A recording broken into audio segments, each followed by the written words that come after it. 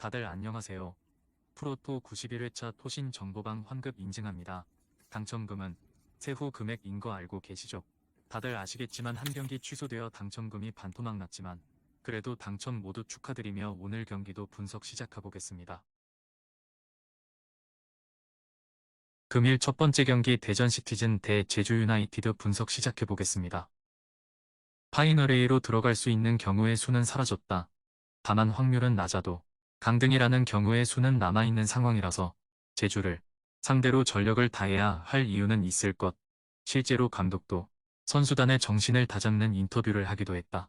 일단 홈에서는 상당히 화력이 좋아지는 편이라 지난 경기 같이 6시간 원정길 때문에 체력적인 난조를 보이는 일은 크게 없을 듯. 정조국 감독도 제주의 반전을 만들기에는 역부족이었다.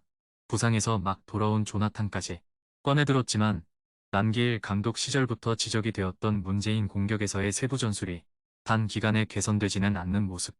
게다가 6월 이후로는 리그 원정에서 전패를 기록하는 등 팀의 숙명인 원정약세가 시즌 후반에는 팀을 상당히 괴롭히고 있다.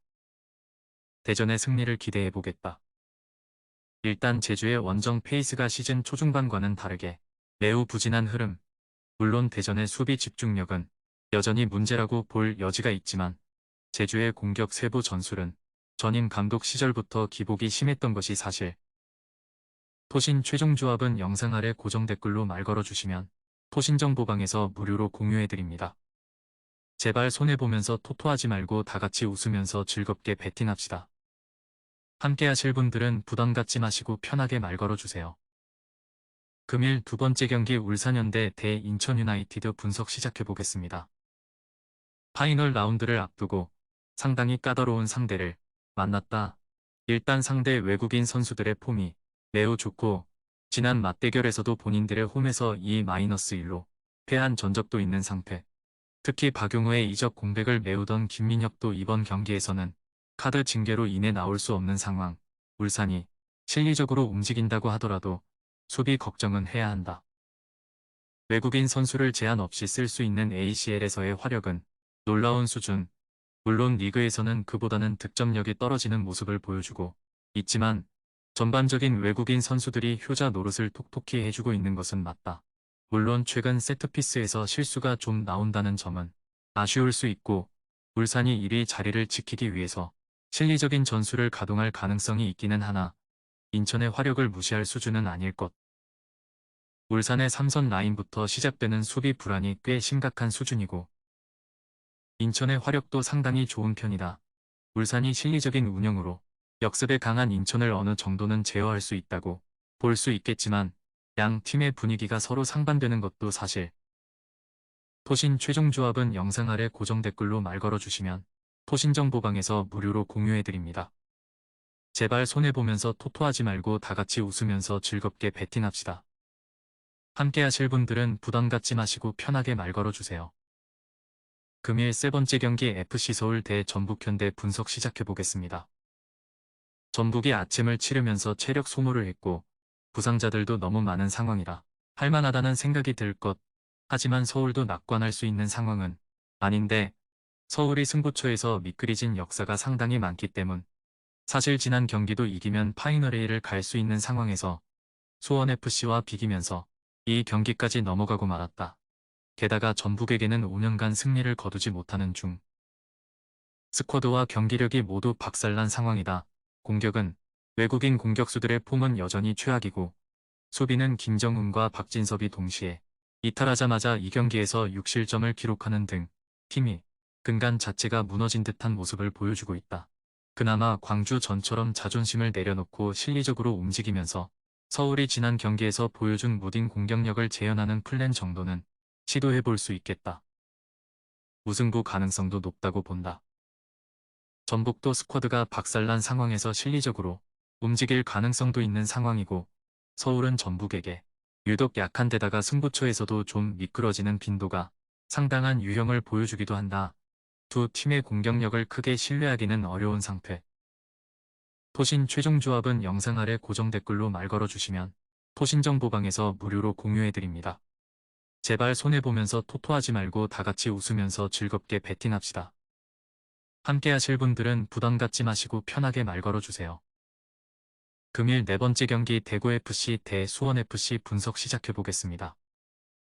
그동안 수원FC를 상대로는 상성에서 우위를 잡은 듯한 모습을 보여주고 있다. 최근 5번의 맞대결에서 한 번도 지지 않았는데 선수비 마이너스 후역습으로 나서면서 상대의 수비적인 약점을 잘 후벼파고 있다는 것이 중론. 감독은 언젠가는 광주나 포항 같은 축구를 하고 싶다고 발언하기도 했지만 일단 수원FC를 상대로는 맞불 작전이 별로 도움은 되지 않을 것. 점유율을 빼앗기고 수세적인 운영을 하는 경우에는 나름대로 실점을 억제하는 경기가 나오기는 한다. 다만 김도균 감독의 특성은 언제가 공격에 치중되어 있어 올 시즌에도 최다 실점 팀의 이름을 올리고 있는 편.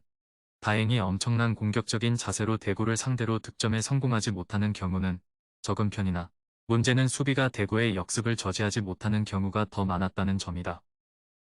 여전히 대구가 앞서는 상성이라고 할 수 있을 것.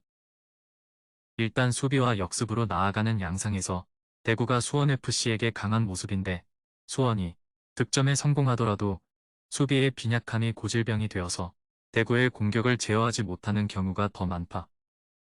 토신 최종 조합은 영상 아래 고정 댓글로 말 걸어주시면 토신정보방에서 무료로 공유해드립니다.